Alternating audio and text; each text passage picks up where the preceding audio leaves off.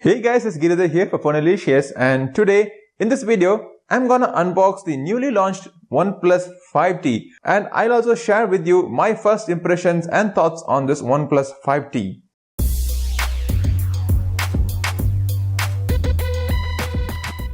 The box is looking very much like the OnePlus 5 box. In fact, the first time I saw this box, I thought they might have sent me the OnePlus 5 by mistake. But then on the sides it's written OnePlus 5 and with a small t. It's very easy to miss that particular sign, but at the back you also have the model number, which is like OnePlus A5010. The OnePlus 5 was A5000. In the color I have is the midnight black with a 128GB variant.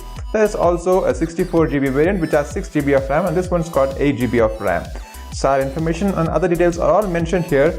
Right now this review unit is assembled in China, but the one that are going to be available on retail stores is going to be made in India according to OnePlus. So let's go ahead and open up the box.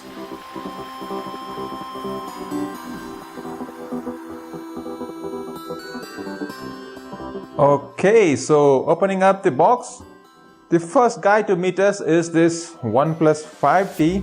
Nothing different from what we have seen in the likes of OnePlus 5. The same material, same build quality, the same old. I think they've written everything that's good from the OnePlus 5. The only difference that's going to be striking you physically is the screen size, which is now a edge-to-edge bezel-less display. So apart from the mobile, you would find this dash charging cable, which is an USB Type-C, and this is specifically made for this particular dash charger. Once you get used to a dash charger, I think it's kind of addictive, and you can't really think about any other mobile phone just for the reason that dash charger works only with OnePlus 5. So that fast is it, and that's really very convenient. So what else is there in the box? We have this black tinted soft back case, some quick start guide and safety information and other manuals, and then this SIM ejector pin. So the mobile comes pre-fitted with a screen film. So it is not a tempered glass, it is a screen film actually. Let us power up the mobile. On the bottom you would find the USB-C port, 3.5mm audio jack, port for mic and a speaker grill. And on the top, there is nothing.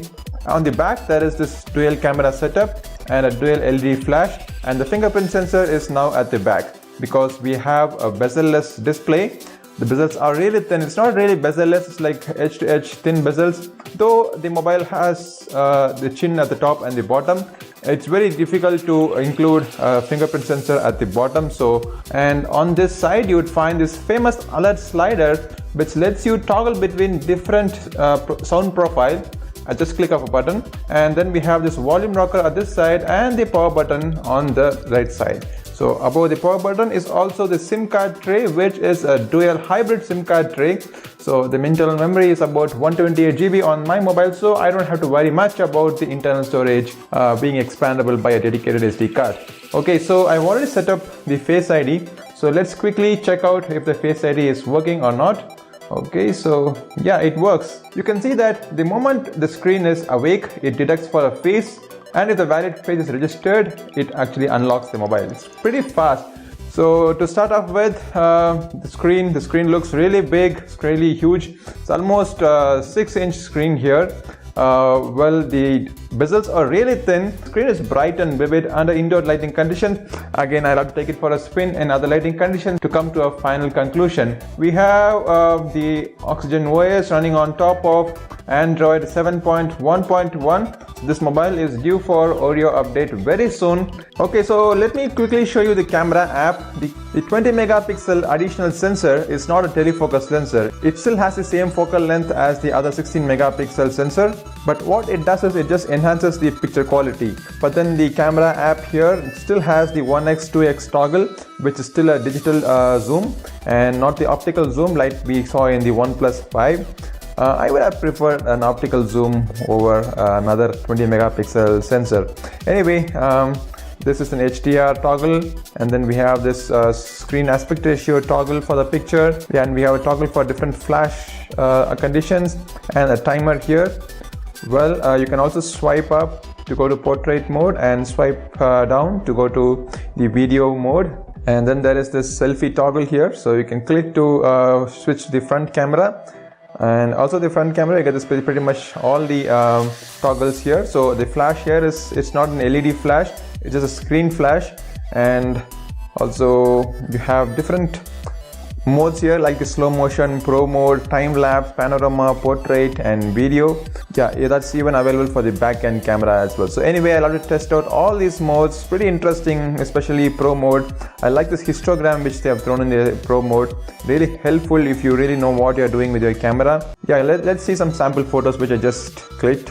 The lighting conditions was really low, and you can still see that the details have come out well. And this again is the low light conditions. Even in the low light conditions, the color information has come out well. And this is an outdoor photography. I just wanted to check how is the depth of focus here. It's not a portrait mode, it's a regular mode. Still the depth of focus is really good here. And this picture you can see how the coloring is come out. The reds are slightly orangish, not very deep. And we have blue, which is kind of I think blue, and green is also good, and the blacks are really good. Nice contrast levels here. So some of the selfies which I took here, in this picture I disabled the beautify mode, and you can see in this one actually the beautify mode was enabled. The skin smoothing is good. Well, some of the other photos which I clicked here, and also clicked a few pictures on the portrait mode. But my first impressions is I'm impressed. So the camera is good, the camera is looking decent. This display is bright, vivid, colorful, solid, sturdy, slightly slippery on the hand, but then they have given you a case which you can add on to it. So this is my first impressions on unboxing of the OnePlus 5T. Stay tuned for a full review of the OnePlus 5T in the upcoming videos. Until I catch up with you on the next video, this is Giridhar signing off. Goodbye.